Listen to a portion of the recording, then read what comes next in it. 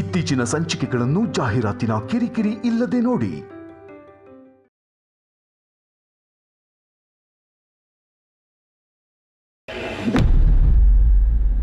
ಅಂದರೆ ಇವಳು ಹೇಳ್ತಿರೋದು ಸುಳ್ಳು ಅಂತಾಯಿತು.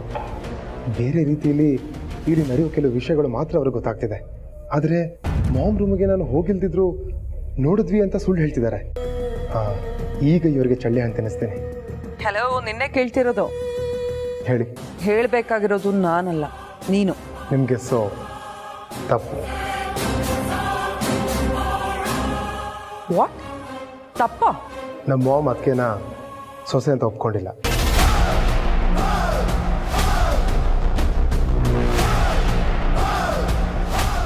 ನಿನ್ನ ಮಾತನ್ನ ನಾವು ಹೇಗೆ ನಂಬೋದು? ಏಕೆ? ರೂಮಲ್ಲಿ ನನ್ನ ಮಾಮ್ ಜೊತೆ ಮಾತಾಡಿದ್ನ ನೀವು ನೋಡ್ಲಿಲ್ವಾ? ಹಾ, ನೋಡಿದ್ವಿ. ಮತ್ತೆ ನೋಡಿದ್ರು ಯಾಕೆ ಏನಾಯ್ತು ಅಂತೆಲ್ಲ ಕೇಳ್ತಿದ್ದೀರಾ? ಅದು ನಿನ್ನ ವರ್ಷನ್ ಏನು ಅಂತ ಕನ್ಫರ್ಮ್ ಮಾಡ್ಕೋತಿದ್ವಿ. ಓ, ಹಾಗಾ? ಅದು ಸರಿ, ಮತ್ತ್ಯಾಕೆ ನಿಮ್ಮಮ್ಮ ಪಾರ್ವತಿ ಜೊತೆ ಅಷ್ಟೊಂದು ಪ್ರೀತಿಯಿಂದ ನಡ್ಕೊಂಡಿದ್ದು? ದೇವಸ್ಥಾನದಲ್ಲಿ ಗಾಜಿನ ಇನ್ಸಿಡೆಂಟ್ ಆಯ್ತಲ್ವಾ, ಆ ಸಿಂಪತಿಗೋಸ್ಕರ ಒಡವೆ ಸೀರೆ ಕೊಟ್ರಂತ ಅಷ್ಟೇ. ನೀವು ವಿಡಿಯೋ ನೋಡಿರ್ಬೇಕಲ್ವಾ? ಮೋಸ್ಟ್ಲಿ ಮಿಸ್ ಆಗಿರಬೇಕು. ಮತ್ತೆ ರಿವೈಂಡ್ ಮಾಡ್ಕೊಂಡು ನೋಡಿ. ಮೇ ಬಿ ಆಡಿಯೋ ಸರಿಯಾಗಿ ಕೇಳ್ತಿರಲ್ಲ, ಬರೀ ವಿಡಿಯೋ ಮಾತ್ರ ಕಾಣಿಸಿರುತ್ತೆ ಅಲ್ವಾ? No problem. ಆಡಿಯೋ ವಿಡಿಯೋಗಿಂತ ನಿನ್ನ ಮಾತಿನ ಮೇಲೆ ನಂಬಿಕೆ ಜಾಸ್ತಿ ಇದೆ. ನಿನ್ನನ್ನೇ ನಂಬ್ತೀವಿ. Oh really? Thank you. You welcome.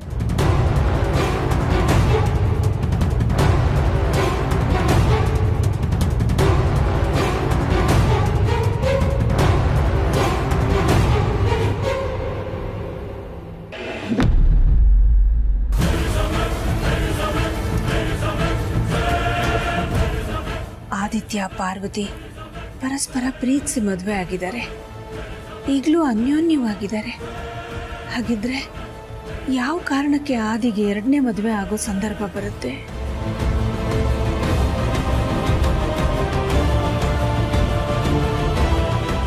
ಅಖಿಲ, ಏನು ಯೋಚನೆ ಮಾಡ್ತಾ ಇದೆಯಾ? ಏನಿಲ್ಲ ರಘು. ಅಖಿಲ, ನಾವಿಬ್ರು ಒಬ್ರನ್ನೊಬ್ರು ಎಷ್ಟೊಂದು ಹಚ್ಕೊಂಡಿದ್ದೀವಲ್ಲ. ಹೌದು ರಘು, ಆದರೆ ಈಗ ಯಾಕೆ ಆ ಮಾತು?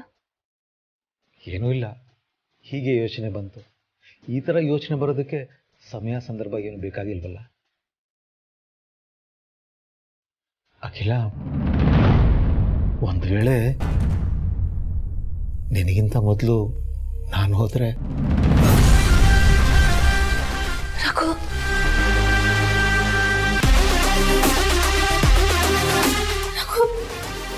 ಯಾಕೆ ಹೀಗೆಲ್ಲ ಮಾತಾಡ್ತಿದ್ದೀರಾ? ಬಿಡ್ತು ಅನ್ನಿ. ಯಾವ ಕಾರಣಕ್ಕೂ ಈ ರೀತಿ ಎಲ್ಲ ಅಪ್ಪಿತಪ್ಪಿ ಮಾತಾಡಬೇಡಿ. ಹಾಗಲ್ಲ ಅಖಿಲ, ಹುಟ್ಟಿರೋ ಮನುಷ್ಯ ಒಂದಲ್ಲ ಒಂದಿನ ಭೂಮಿ ಬಿಟ್ಟು ಹೋಗಲೇಬೇಕು. ಹಾಗಾಗಿ ಕೇಳಿದೆ ಅಷ್ಟೇ. ಮನುಷ್ಯನಿಗೆ ಸಾವು ಯಾವಾಗ ಬರುತ್ತೆ, ಹೇಗೆ ಬರುತ್ತೆ ಯಾರಿಗೂ ಗೊತ್ತಿಲ್ಲ.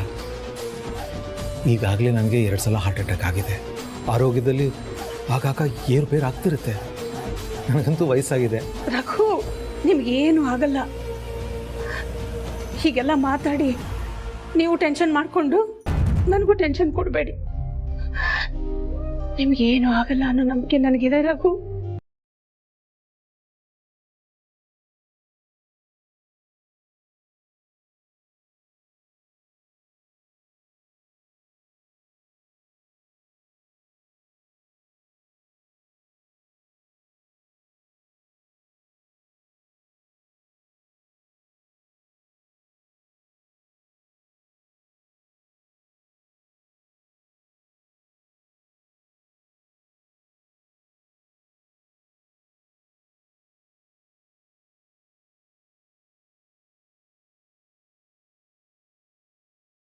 ಬಂದಿರೋ ಎರಡನೇ ಮದುವೆ ಯೋಗಕ್ಕೆ ಪಾರ್ವತಿ ಆರೋಗ್ಯ ಹಾಳಾಗ್ತಿರೋದೇ ಕಾರಣನಾ?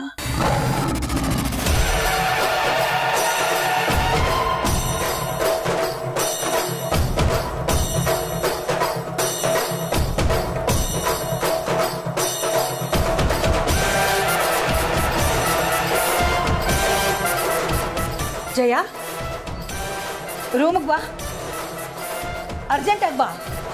ಹಾಂ, ಅಖಿಲ ಏನಾಯ್ತು? ಯಾಕೆ ಇಷ್ಟೊಂದು ಟೆನ್ಷನು? ಏನಿಲ್ಲ ರಘು. ಮತ್ತೆ ಜಯನ ಅರ್ಜೆಂಟಾಗಿ ಬರೋಕ್ಕೆ ಹೇಳಿದ್ದು? ಅದು ನಮ್ಮ ಮನೆಯವರೆಲ್ಲರೂ 6 ತಿಂಗಳಿಗೊಂದ್ಸತಿ ಹೆಲ್ತ್ ಚೆಕಪ್ ಮಾಡಿಸ್ಕೋತೀವಲ್ಲ, ಅದಕ್ಕೆ ನಾಳೆ ಬೆಳಿಗ್ಗೆ ನಮ್ಮ ಫ್ಯಾಮಿಲಿ ಡಾಕ್ಟ್ರನ್ನ ಬರಕ್ಕೆ ಹೇಳೋಣ ಅಂತ. ಅದಕ್ಕೆ ಜಯನ್ ಕರೆದೆ. ಅದಕ್ಕೆ ಯಾಕೆ ಇಷ್ಟೊಂದು ಅರ್ಜೆಂಟ್ ಮಾಡ್ತಿದ್ಯಾ? ನಾಳೆ ಬೆಳಗ್ಗೆ ಫೋನ್ ಮಾಡಿದ್ರೆ ಆಗ್ತಿತ್ತಲ್ಲ. ನಿಜ ಹೇಳು ಅಖಿಲ, ನನ್ನ ವಿಷಯ ಮಾತಾಡೋದಕ್ಕೆ ಈ ನಿನಗೆ ಯೋಚನೆ ಬಂತ? ಹಾಗೇನಿಲ್ಲ ರಘು, ಆರೋಗ್ಯದ ವಿಷಯದಲ್ಲಿ ಉದಾಸೀನ ಮಾಡೋದು ಬೇಡ ಅಂತ. ಇವತ್ತು ಹೇಳಿದ್ರೆ ನಾಳೆಗೆ ಬಂದ್ಬಿಡ್ತಾರಲ್ವಾ, ಇಲ್ಲಾಂದ್ರೆ ಬೇರೆ ಅಪಾಯಿಂಟ್ಮೆಂಟ್ ಇಟ್ಕೊಂಡಿರ್ತಾರಲ್ಲ. ಓ ಹಾಗ? ಮ್ಯಾಮ್, ಜಯ ನಮ್ಮ ಫ್ಯಾಮಿಲಿ ಡಾಕ್ಟ್ರಿಗೆ ಫೋನ್ ಮಾಡಿ ನಾಳೆ ಬೆಳಿಗ್ಗೆನೆ ಬರೋಕ್ಕೆ ಹೇಳು.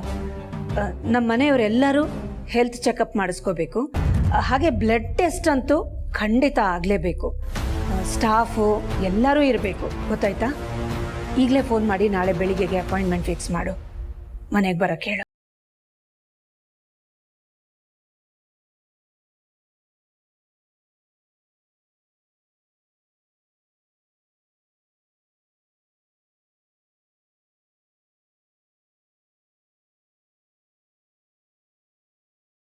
ಪಾರ್ವತಿಗೋಸ್ಕರ ಅಂತ ನಿಮ್ಮ ಹತ್ರ ಹೇಳಕ್ಕೂ ಆಗ್ತಿಲ್ಲ.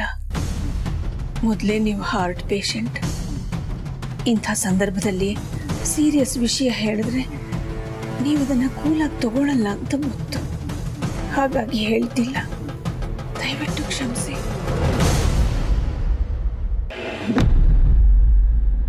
ಏನು? ಮೊನ್ನೆ ಪಾರ್ವತಿಯವ್ರನ್ನ ಟ್ರೀಟ್ ಮಾಡಿದ ಡಾಕ್ಟರ್ ಮತ್ತೆ ನಾಳೆ ಮನೆಗೆ ಬರ್ತಾ ಇದ್ದಾರಾ? ಯಾಕಂತೆ?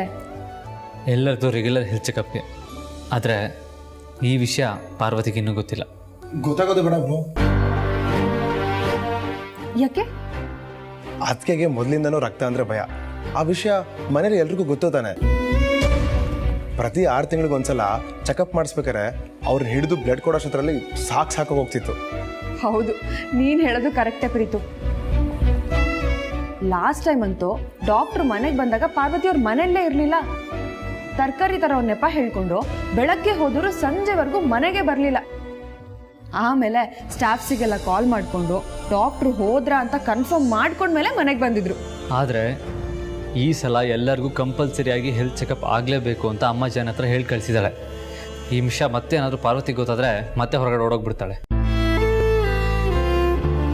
ಹಾಗಾಗಿ ಈ ವಿಷಯ ನಮ್ಮಲ್ಲೇ ಇರಲಿ. ಸರಿ, ಆದರೆ ನಾಳೆ ಡಾಕ್ಟ್ರ್ ಬಂದಾಗಲಾದರೂ ಪಾರ್ವತಿಯವ್ರಿಗೆ ಗೊತ್ತಾಗಲೇಬೇಕಲ್ಲ, ಆಗೇನು ಮಾಡೋದು? ಹೇಗಾದರೂ ಮಾಡಿ ಚೆಕಪ್ ಮಾಡಿಸ್ಲೇಬೇಕು.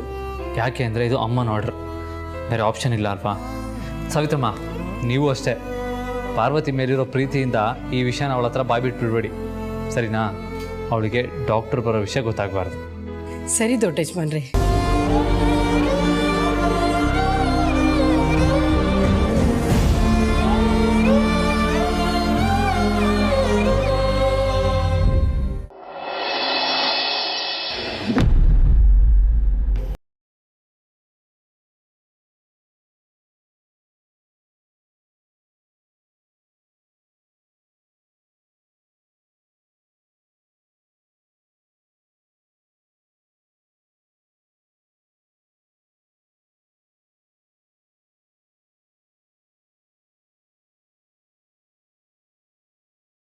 ಇರಬೇಕು ಅಂತ ಮತ್ತ್ಯಾಕೆ ಬಂದಿಲ್ಲ?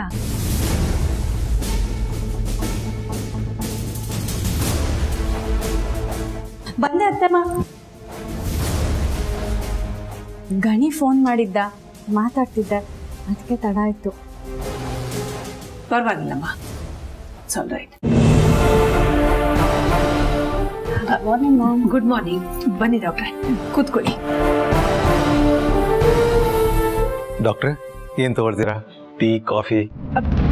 ರಘು, ಅದೆಲ್ಲ ಆಮೇಲೆ ಆಗ್ಲಿ, ಮೊದಲು ಚೆಕಪ್ ಆಗ್ಬಿಡ್ಲಿ.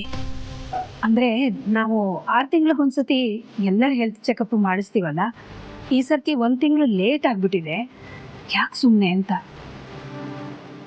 ಅದಕ್ಕೆ ಮೊದಲು ಚೆಕಪ್ ಆಗ್ಬಿಡ್ಲಿ. ಸರಿ ಆಯ್ತು. ಹೆಲ್ತ್ ಚೆಕಪ್ ಜೊತೆಗೆ ಬ್ಲಡ್ ಟೆಸ್ಟ್ ಕೂಡ ಆಗ್ಬಿಡ್ಲಿ.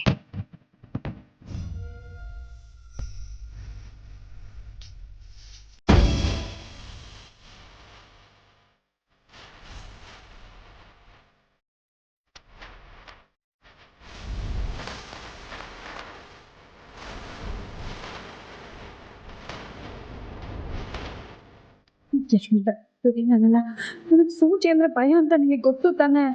ಗೊತ್ತು. ಮತ್ತೆ ಯಾಕೆ ಡಾಕ್ಟರ್ ಬರೋ ವಿಚಾರ ನೀವು ನನಗೆ ಹೇಳಲಿಲ್ಲ?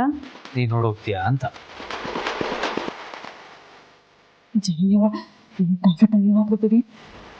ನಿಮ್ಮನ್ನು ಬಿಟ್ರೆ ಅತ್ತೆ ನನಗೆ ಬಿಡ್ತಾರೆ. ಸುಮ್ಮನೆ ನಿಂತ್ಕೊಳ್ಳಿ. ರಘು, ಸರಿ, ನನ್ನಿಂದನೇ ಶುರುವಾಗಲಿ. ಬನ್ನಿ ರಘು.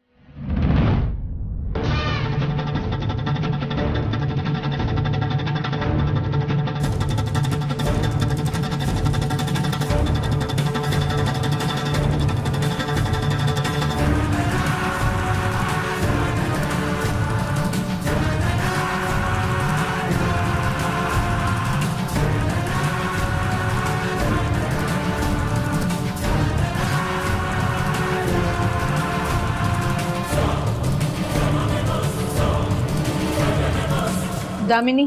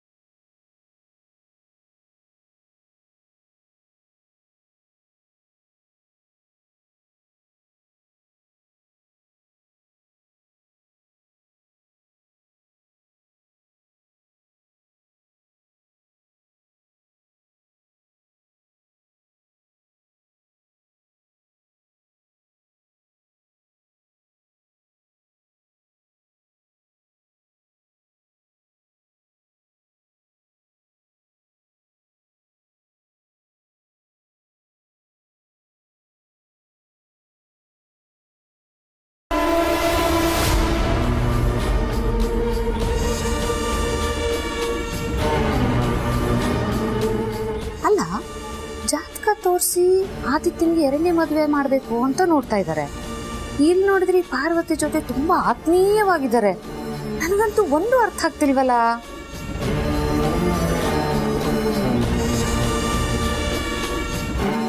ಏನೂ ಆಗಲ್ಲ, ಹೆದರ್ಕೋಬೇಡ, ನಾನಿದ್ದೀನಿ.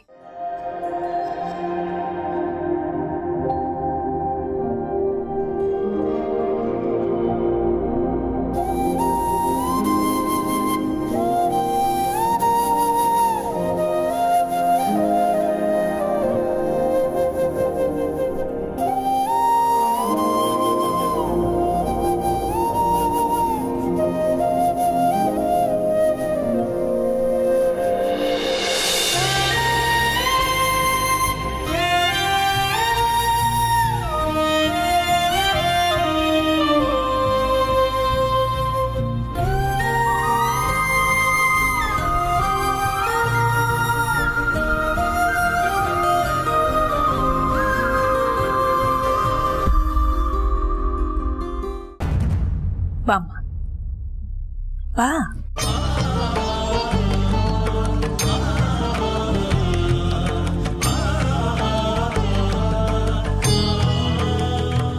ಕೂತ್ಕೋ, ಕೈ ಕೊಡು.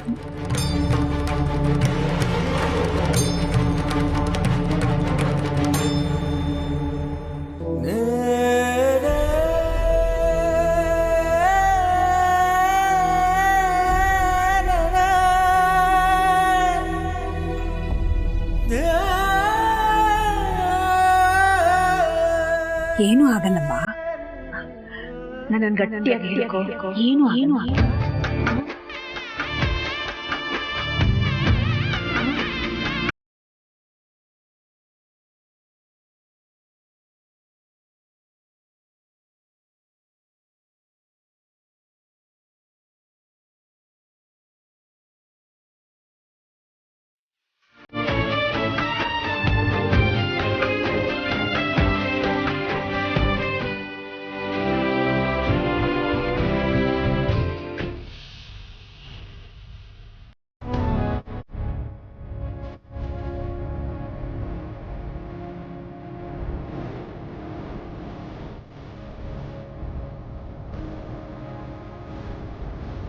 ಪಾರ್ವತಿ, ಆಗೋಯ್ತು.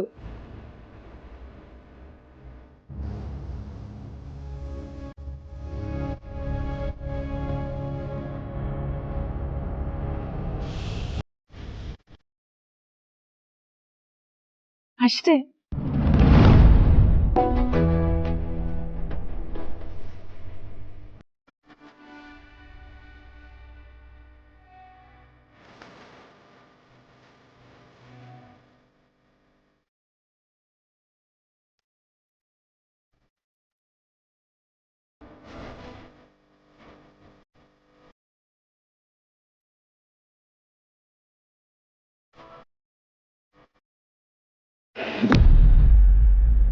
ಡಾಕ್ಟರ್,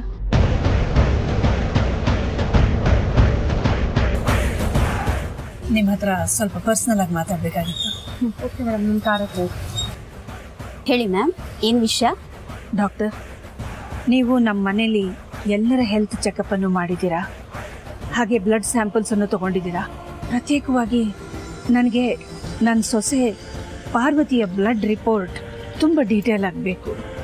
ಯಾವ ಥರದ ಟೆಸ್ಟ್ಗಳನ್ನು ಮಾಡಬೇಕೋ ಅದನ್ನೆಲ್ಲವನ್ನೂ ಮಾಡಿ. ಎಂಥ ಅಡ್ವಾನ್ಸ್ಡ್ ಟೆಸ್ಟ್ ಆದರೂ ಪರವಾಗಿಲ್ಲ. ಅಕಸ್ಮಾತ್ ನಿಮ್ಮ ಹಾಸ್ಪಿಟ್ಲಲ್ಲಿ, ನಿಮ್ಮ ಲ್ಯಾಬಲ್ಲಿ ಅದರ ಫೆಸಿಲಿಟಿ ಇಲ್ಲ ಅಂತಂದರೆ ಯಾವ ದೊಡ್ಡ ಹಾಸ್ಪಿಟ್ಲಿಗೆ ರೆಫರ್ ಮಾಡ್ತೀರೋ ಅಲ್ಲೇ ನೀವು ಲ್ಯಾಬ್ ರಿಪೋರ್ಟ್ ತೊಗೊಂಡ್ರೂ ಪರವಾಗಿಲ್ಲ. ಒಟ್ಟಿನಲ್ಲಿ ಅವಳ ಆರೋಗ್ಯದ ಬಗ್ಗೆ ವಿವರಣೆ ನನಗೆ ಸಿಗಬೇಕಾಗಿರೋದು ತುಂಬ ಮುಖ್ಯ ಮ್ಯಾಮ್. ನಾನು ಯಾಕೆ ಇಷ್ಟೆಲ್ಲ ಹೇಳ್ತಿದ್ದೀನಿ ಅಂತಂದರೆ ಇದು ನಮ್ಮ ಅರಸನ ಕೋಟೆಯ ಭವಿಷ್ಯದ ಪ್ರಶ್ನೆ. ಅದಕ್ಕೆ ದಯವಿಟ್ಟು ಹೆಲ್ಪ್ ಮಾಡಿ ಪ್ಲೀಸ್.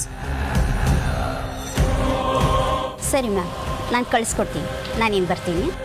ಆಗಲಿ.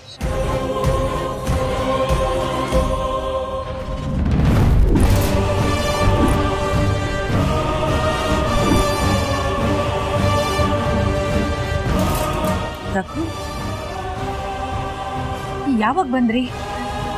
ನೀನು ಡಾಕ್ಟರ್ ಹತ್ರ ಪಾರ್ವತಿ ಬಗ್ಗೆ ಸಪ್ರೇಟಾಗಿ ಮಾತಾಡ್ತಿದ್ಯಲ್ಲ, ಆಗಲಿ ಬಂದೆ. ಅಖಿಲ, ಪಾರ್ವತಿ ಬಗ್ಗೆ ನಿನ್ನ ಮನಸ್ಸಲ್ಲಿ ಏನಿದೆ ನನಗೆ ಗೊತ್ತಾಗಬೇಕು.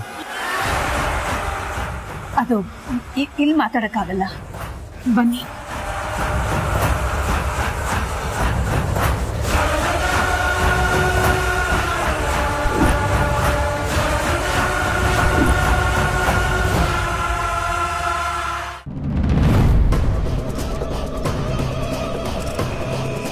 ಅಖಿಲ, ಏನಾಗಿದೆ ನಿನಗೆ?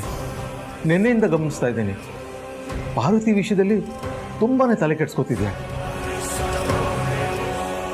ಪಾರ್ವತಿ ಬಗ್ಗೆ ನಿನ್ನ ಮನಸ್ಸಲ್ಲಿ ಏನಿದೆ?